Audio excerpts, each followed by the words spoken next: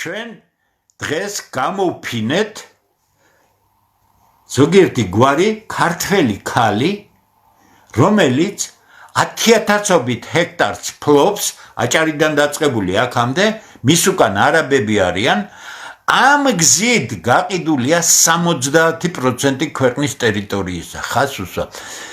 ვაჟა ოთარაშვილი ერთ-ერთი ღირსეული ქართველია. ისევე როგორც მე არანაირი თანამდებობა და არანაირი თქვენი ფული არ ჭირდება. რა მახინჯი უნდა ვიყო, რომ თქვენგან რაიმე მივიღო ან ავიღო, ხო? ისეა ბატონი ვაჟა. კაცი იბრძვის სასამართლოები მოიგო. ჩვენ ვიწყებთ ძალიან სერიოზულ სასამართლო ომს თქვენთან. ჩვენ სასამართლოს გამოვაცხადებინებთ. გამოვითხოვთ მაგ ფარულ ხელშეკრულებას და თქვენ ნახავთ რა წერია შიგნით. მე უკვე დაახლოებით მითხრეთ რა წერია შიგნით, მაგრამ ხო იცით, არის რამ რაღაცას რო ვიტყვი, უნდა დავასაბუთო, მე ვერ დავასაბუთებ, ხა ამიტომ დაველოდები ამას.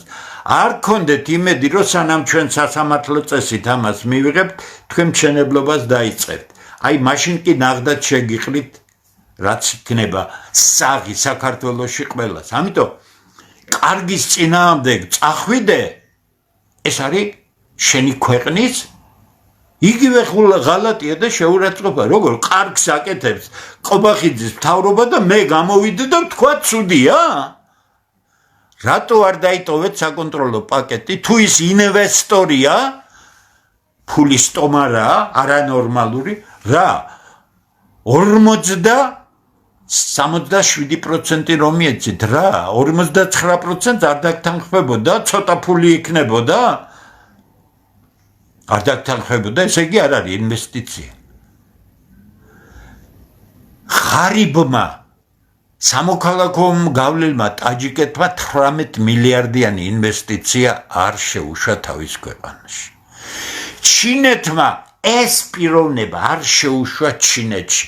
1,250 მილიონიანი მოსახლეობაში, იმიტომ რომ არაბი ეს არ არის უბრალო. ეს ქართველებს გონიათ, რომ არაბი ვიღაცა არაბები უჭკვიანესი ხალხია. ჩვენ არაფერი ვისწავლეთ მერვე საუკუნიდან არაბებისგან, მაშინ როცა მთელი ევროპული ცივილიზაცია არაბულ ცივილიზაციაზეა დაფუძნებული. მაშინ როდესაც მავრები გაყარეს ესპანეთიდან, ტოლედო იყო ცენტრი, 9 მილიონი წიგნი იყო. მთელი ევროპის დამშეული ინტელექტუალური ნაწილი დაიძრა ტოლედოსკენ. იქ აღმოჩნდა, რაც ევროპელებმა საერთოდ არ იცოდნენ, არისტოტელე, პლატონი, ესენი ყველაფერი ეს არაბების გადათარგმნილი და შენახული იყო. უნივერსიტეტები, ქალაქის მერები და ყველაფერი არაბულია. ევროპა იმაზე დაყრდნობით მიიღო უზარმაზარი სტიმული და სკოლები და ესენ მე-13 საუკუნეში საშუალო სკოლები გაიხსნა ევროპაში, მოძრაობა იყო. ჩვენთან 500 წლის მერე გაგიხსნეს სკოლა. ჩვენ არაბებში არაფერი არ დავინახეთ, იმიტომ რომ ამნაირი ხალხი ვართ ჩვენ, ხო, ესე. აგერ ორი აკადემია ქონდა და სუნიანი არაბები და ერთმა დამიწერა. ხეპრექალები რო არიან, დიდი ბოდიში ქალბატონებს არ ეხება, იმიტომ ის ხეპრე იყო. სუნიანი არაბებისგან ჩვენ ორი აკადემიის მფლობელს რა უნდა გვესწავლო. ვიხდით რანაირი უტმინობა და უდიცობა. ამიტომ ბატონებო, ცუდ საქმეს აკეთებთ. ეს ცუდი საქმე უზარმაზარი დარტყმა იქნება საქართველოში ქართველების მომავლისად. თქვენ რო პარალელურად წლების განმავლობაში დემოგრაფიას მიგეხედათ, ეკონომიკის ხასუსვამ არავითარ ეკონომიკას თქვენ არავითარებთ. ზღაპარია კიდე გეუბნებით, მანახეთ სამუშაო ადგილები სად შეიქმნა სამრეწველო სივრცეში სასოფლოს დაანებეთ თავი არ ითვლება მაგი. სად? ხალხი გარბის სამსახურია რა.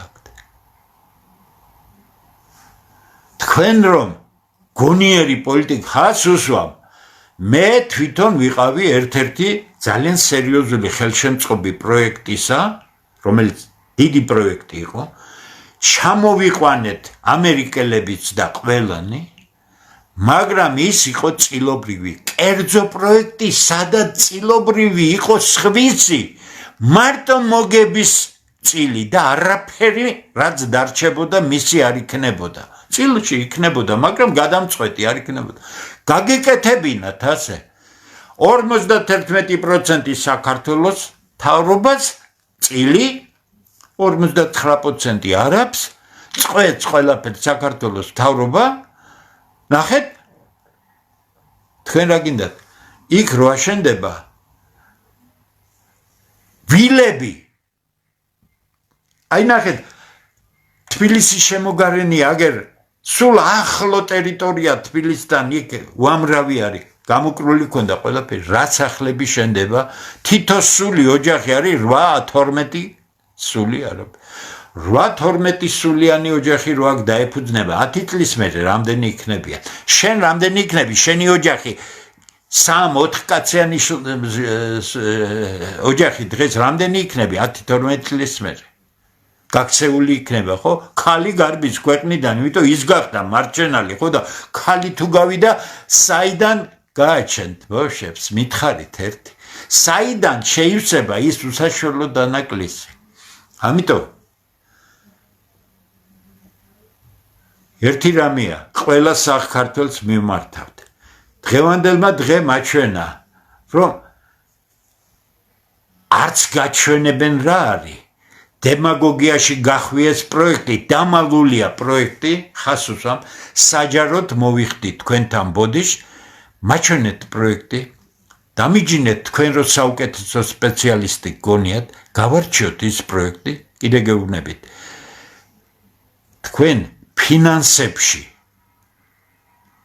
ვერ ხართ იმ დონეზე მე გავიარე კიდე გეუბნები იმიტომ ვარ ასე რომ ჩემმა საქმიანობა მოიტანა ეს იმიტომ რომ სულ გაფრენილ სფეროში ვიყავი უღრმესი რაღაცებით და ეკონომიკა და ფინანსები და ესენი იმდენად ვიცი რამდენადაც ეს აუცილებელია სუპერ თანამედროვე დონეზე თქვენი პროექტი არის არაკომერციული პროექტი იმიტომ რომ კომერციული თვალსაზრისით ის ფული რომელსაც საქართველო მიიღებს მიზერია იმ ზიანთან რომელსაც იგი მოუტანს რა დათვალეთ მიზერული დათვალეთ ხო დღეს იმეჯი უყურე ბოლომდე რაზე ლაპარაკობ თქვენ იცით ეკონომიკის განვითარებას რამხელა შეუძლია და რა მიმართულებით უნდა გადაიდგას ნაბიჯი ეკონომიკის განვითარება ერთხელ მაინც გიხსენებიათ ეს რა სასტუმროები რა ბორდელები რა კაზინოები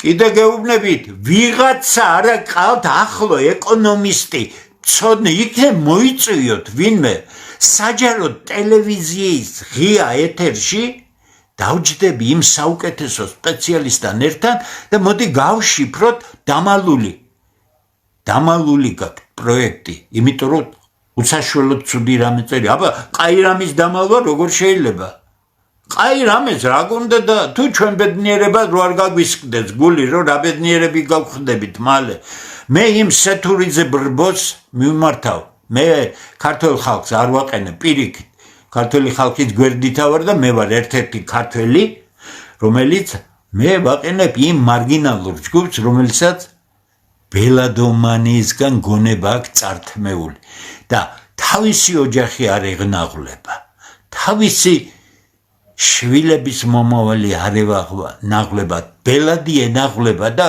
ბელადს თუ მოუკიდებ ხელს როგორც ესვანჯიები და ესენი როგორ იყო იმ ფილმის კარგი სცენაა ძალიან ხო ისე იქცევიან ხო რა ნეხში ზიხართ ამ პროექტის მე უარეს ნეხში იქნებით მეც არაფერს არ ვიტყვი იმიტომ თქვენზე არ არის საქართველოს მომავალი დამოკიდებული საქართველოს მომავალი დამოკიდებულია საღ ქართველებზე ხასოსამ თუ საღი ქართველების მინიმალური რაოდენობა გადარჩენილია და აიკრიბება მაშინ აუცილებლად აიკრიბება ჯერ არა ვართ აკრებილი მაშინ ეს ქვეყანა გადარჩება თუ მინიმალურად აუცილებელი ქართველის საღი გადარჩენილი არ არის მაშინ ყველაზე ტრაგედიას უნდა ველოდოთ ჩვენ, მაგრამ მე რომ არ მწამდეს და რომ არ ვიცოდე და რომ არ მჯეროდეს ამ საქმეს ხელს არ მოვკიდებდი და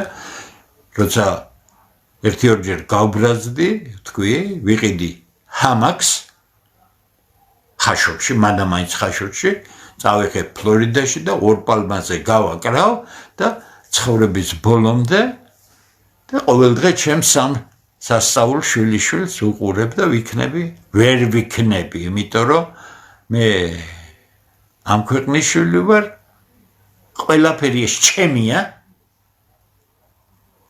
ეს ყველაფერი ჩემ ყველა უჯრედშია და მე რასაც ვხედავ, ეს ამთავრებს ამ სასწაულ გარემოც, რომელსაც ქართული გარემო ქვია.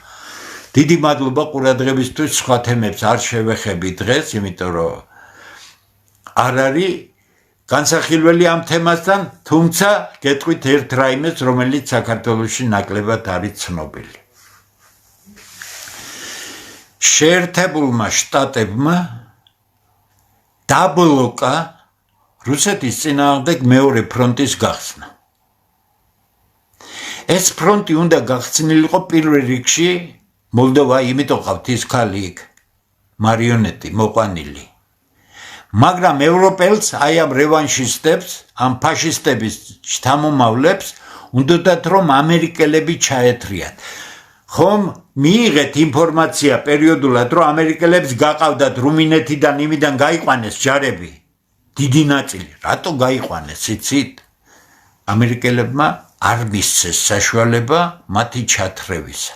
ამიტომ 2026 წლისთვის პირველი წერა, სადაც მეორე ფრონტის გახსნას უკვე ამერიკელების გარეშე ეცდებიან ევროპელები, თუმცა საშინლად მოუმზადებლები არიან, არანაირი შანსი არ აქვთ, რომ გაუსწორდნენ რუსეთს შეიარაღებაში.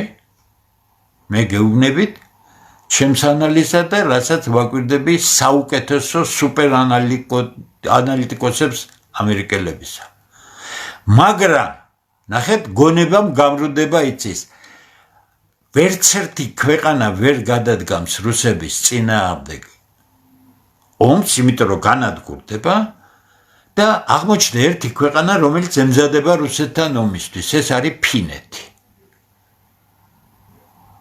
ასე იცის იდეოლოგიამ, ასე იცის იმან, რაც საქართველოში გარკვეულ ნაწილს დაემართა. ხაზს უსვამ. მე გუშინ წინ დავდა ერთი სტატია, რომელიც უკრაინაში მსხვერპლს ეხება. უკრაინაში ისეთი სკანდალია ატეხილი, კორუფციული, იმას გადაყვება ეს ყველაფერი. დავწერე, დაახლოებით მე სადაც ამაქვს ევროპის და ამერიკის 10 გამოცემაში მაქვს ნანახი, რომ უკრაინის დავწერე ეს გულისტკივილი და ტრაგედიის აღქმით, რომ უკრაინაში დაღუპული მეომარი არის 1,700,000. ერთი სამთან საუკეთესო შემთხვევაში სტატისტიკას თუ ავიღებთ, იმიტომ ერთ მკვდართან მინიმუმ 3 არის დაჭრილი დასახიჩრებული. 1,700,000 ერთი 3 ავიღოთ, სინამდვილეში მეტია 5,100,000. ესე იგი ჯამში არის 7 მილიონი კაცი მკვდარი და დასახიჩრებული. და ვიღაც გადაგვარებული მიწერს, რომ მოაცილა ამერიკული სტატია, კი რატო უამრავ ადგილზე წერია. და პროფესორმა მე მყავარ მხედველობაში უკრაინაში 1,700,000 კაცი მოკლა. და ერთი ვიღაც იდიოტი წერს, რომ შენი რუსული ტვინი, შენ იცი რუსების ფრონტზე რა არის, რა დანაკარგია.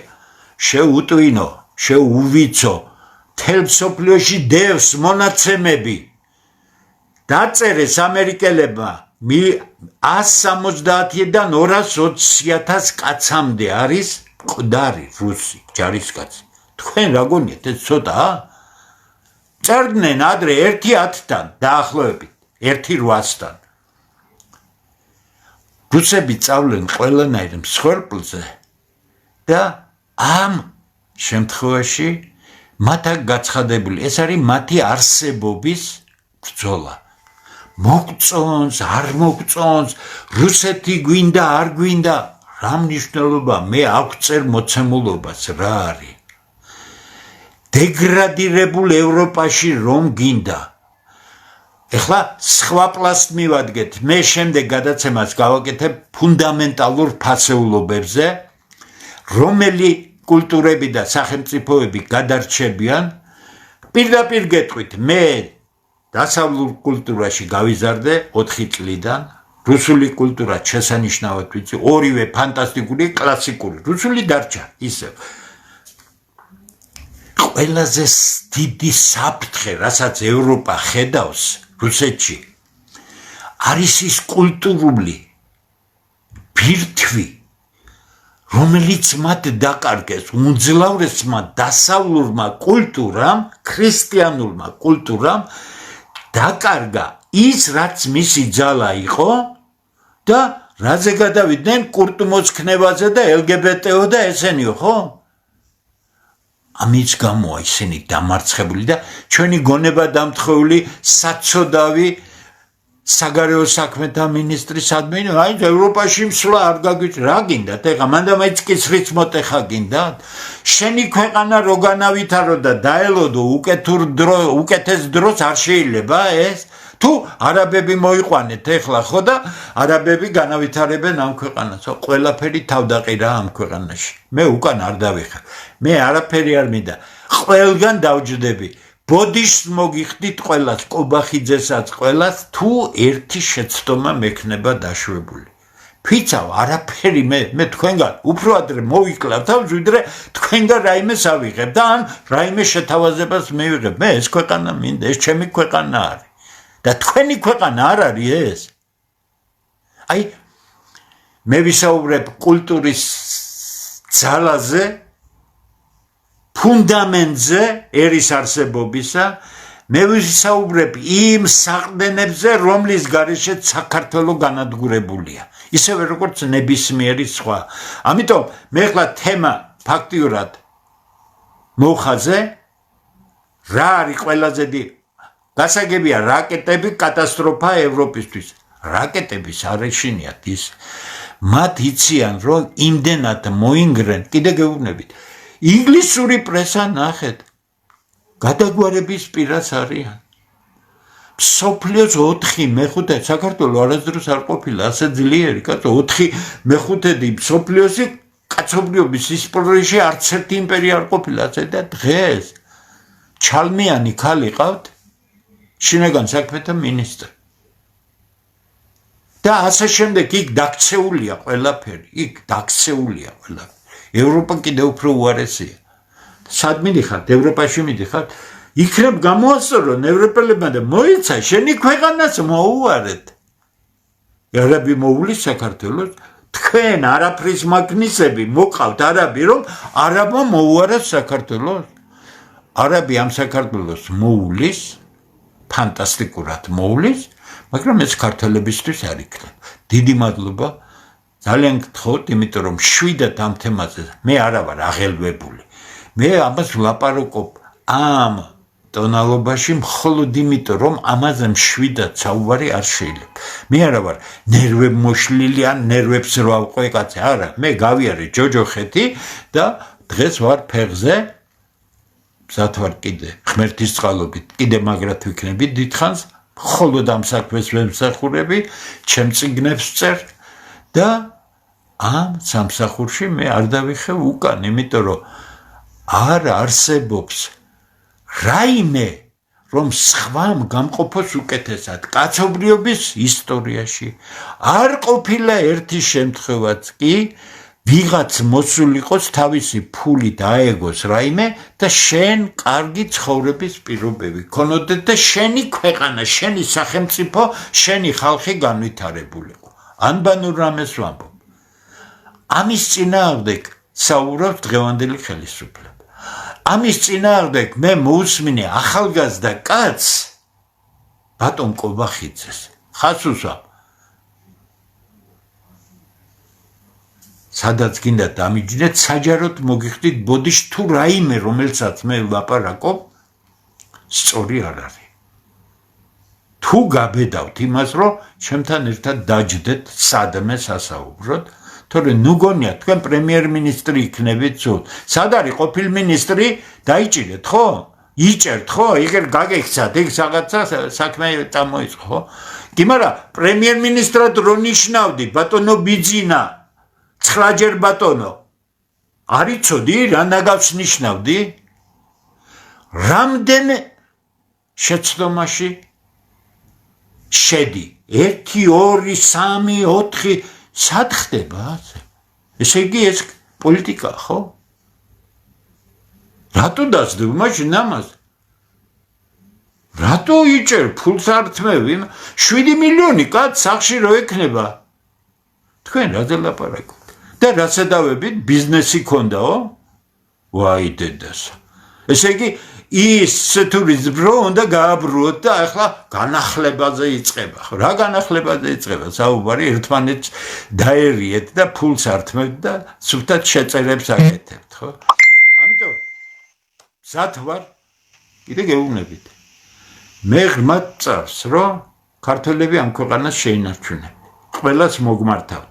ცივი გონებით იფიქრეთ.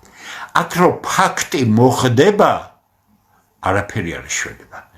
მე ყირაზე რომ დადგეთ, დაგიჭერენ და პანჩურისკვრით გაგაგდებენ ამ ქვეყნიდან. ეს პერსპექტივა ქართველების დიდ ნაწილს.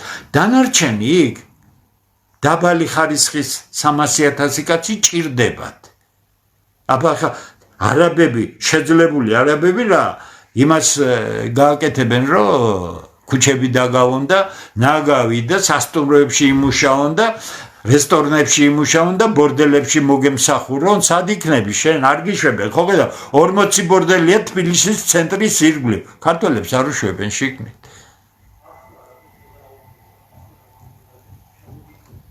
ღირსება არის ამოსავალი. თუ კაცი ღირსებას კარგავს, მას იმაზე, რასაც მე ვლაპარაკობ, შეუძლებელია ესაუბრო. მისთვის ეს ფასეულობები არ არსებობს. ამიტომ მოდი ღირსეულ საქალაქოს შესანიშნავ ქართველებს